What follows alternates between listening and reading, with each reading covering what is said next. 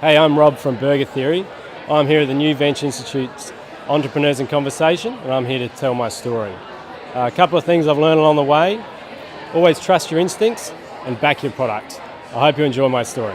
Started with an idea with my to-become business partner, Dan, who's a Canadian. He's absolutely fascinated by food. And we studied at uni together at Flinders. And when we finished, I took off for a little while. I came back to Adelaide just for a holiday, basically. Caught up with Dan. Dan was doing a PhD in sociology of food, and he was also selling cookies on the street in Guja Street. And everybody loved these damn things. And he'd always talked about food when we were at uni. So while I was at home, we got together and we started to make more of those cookies and to sell those cookies and to see what would happen. And it went really well very quickly. We were making a lot of cookies, and it's actually quite a painstaking process. But we were doing a lot, and we were. It was a good reception, but about 6 weeks in, it still wasn't quite right, and we had a chat, and I decided not to go overseas again, and we decided we had to do retail. We had to find a way to do retail. And it didn't have to be cookies, it was just this theme of like American comfort foods that Dan loved, but he couldn't find in Adelaide. There was all this great produce, but no one was using it for American comfort foods at that time. Now it's everywhere, but that's where it came from. Long story short, we tried to find a shop. It was really difficult. We didn't have a lot of capital. We tried for a while. We kept missing out on leases. And then we saw this truck on eBay, and we just pulled the trigger on it. We thought, let's get it. It's in our budget. We can do it. We'd seen food trucks overseas. We thought, let's kit it out and have a crack. And that was, I guess, the beginning of the journey. And since then, it's still on the street, which is good. And we've also got a store now too. The hard yards in starting a business. It's a huge learning curve. Just don't stop to think about it for too long, or you'll go crazy. You've just got to keep running, essentially. It wasn't like an intention. It was just if someone contacted us, we just thought it was, polite to reply. And so that's how it began. And then we get good response. So we'd reply again. And whenever anybody contacted us, we replied. And we made it a conversation. If it was negative, positive, whatever, we wanted to know what their intention was, what they had to offer, why they were interested especially. And that's what social media enables. So you're driving a truck with lots of followers. Now what happens when you open the door of the truck and there's lots of people there and you're not sure how to get food out? Yeah, well, don't be late is the first one we found out. Because we did our first show just next to Coffee Branch, and we were about half an hour late because the truck was at my mate's place. Dan's kitchen was what we used to prep, and we left things at both places, and it really was crazy. That whole first 6 months was just madness. We got there late, but the people didn't mind because there were 40 people there waiting for us. It was the first thing we'd ever done, which was terrific, but also freaked us out.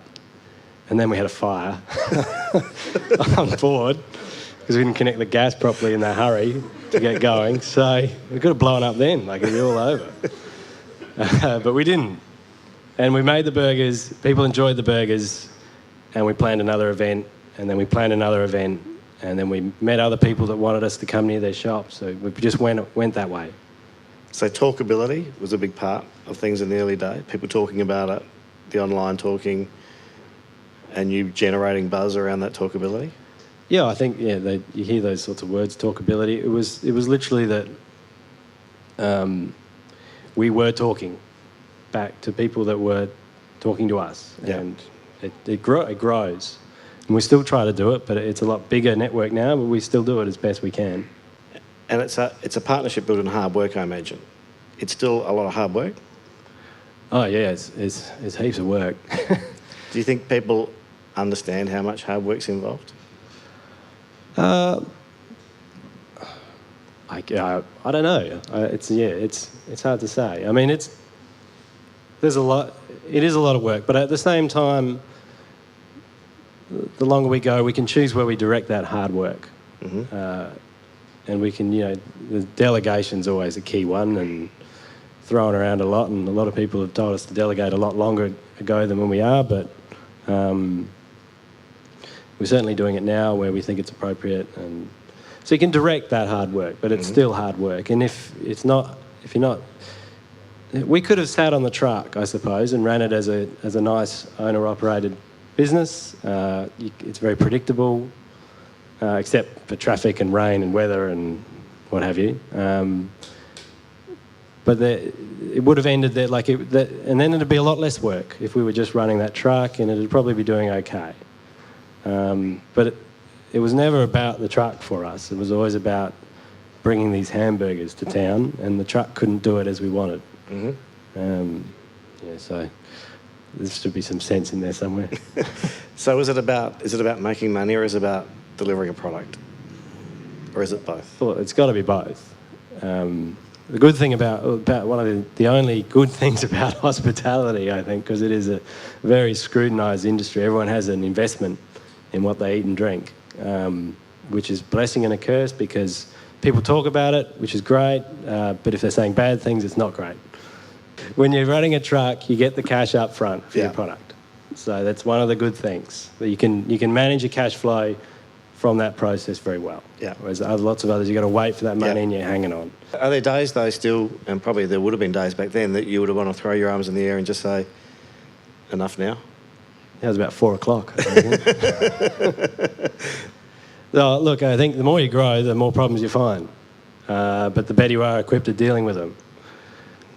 So that's really how that goes, I think. And you can throw your arms in the air, but it's not all bad. The perspective is always good. How would you describe what you do or your job to a 5-year-old? I mean, that's an easy one. I make hamburgers, and I think 5-year-olds love that. I think food's a really interesting thing. I think it's something that connects us to our family, and it connects us to our past. And I think part of the food truck success is that people see your food as being authentic. Do you think that having a North American accent behind the counter, has that helped you in developing your own idea of what an authentic food truck should be like? I don't know about that. No, sorry. Look, I think the key with the authenticity, it has to be authentic to the food. It is the food you're doing. So we're doing American-style burgers. I don't know if it's important that there's an American accent behind. There is an American accent behind the food. But I think what it is authentic to that food. And I think that's the important thing. So the grinding the beef, they talk about burger to bun ratio, which I'd never heard of, but that is so important. Americans have so many different styles of burgers, and this is that Australia just doesn't. There's burger places popping up everywhere now, but we're still nowhere near the saturation of the Americans. They've been working on it for a long time. So I think you've just got to. I think probably the key is being authentic to that type of food. I don't think you have to be from there, but you have to honour what's behind that food. And I think, and from there you can do other things. Like at the moment, Dan's built a special that's it's Cleveland Rocks burger. He's got peanut butter bacon in the burger because they've invented just about nothing else but putting peanut butter on bacon. But he's twisted it with Indonesian flavour profile. So I don't know. I think you can have fun, but as long as your base fundamentals are, honour that food.